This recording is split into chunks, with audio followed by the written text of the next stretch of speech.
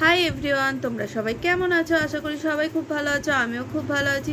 আমি সম্পার লাইফস্টাইলে নতুন একটা ভিডিও নিয়ে চলে এসেছি তোমাদের কাছে। আমার ভিডিওটা ভালো লাগলে অবশ্যই লাইক কমেন্ট শেয়ার করো।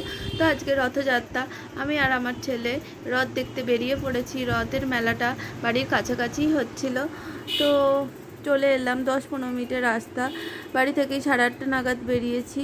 তো তারপরে দেখো, রথ টানা প্রায় শেষ হয়ে গিয়েছে। রথের পেছন পেছন আমরা মেলায় ঢুকলাম। তারপরে রথ একটু টেনে নিলাম, জগন্নাথ দেবের দর্শন করে একটু প্রসাদ খেয়ে নিলাম।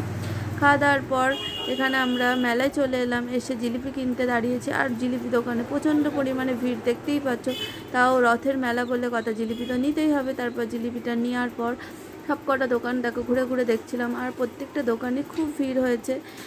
আর কাছাকাছি তেমন কোনো বড় রথের মেলা হয় না, সেই কারণে এই মেলাতেই অনেকেই এসছে, দেখতেই পাচ্ছি। অন্য কোনো বছর আমরা বেরোই না, এই বছর দেখলাম, বেশ ভালোই লাগলো। তারপর জিলিপিটা নিয়েছি, সেটাই তোমাদেরকে দেখালাম। আর ছেলে এইদিকে দেখো আইসক্রিম খাচ্ছে, আমিও খেয়েছি, সেটা ভিডিওতে দেখাতে পারলাম না। তারপর ছেলে বায়না করছিল কিছু কিনে দেওয়ার জন্য। তারপরে এটার নাম জানি না, কি একটা টয়েস মতো, সেই খেলনাটা ও নিল। তারপর ওটা কেনার পর বাড়ি ফিরবো, তো এটা ও নিয়ে নিল।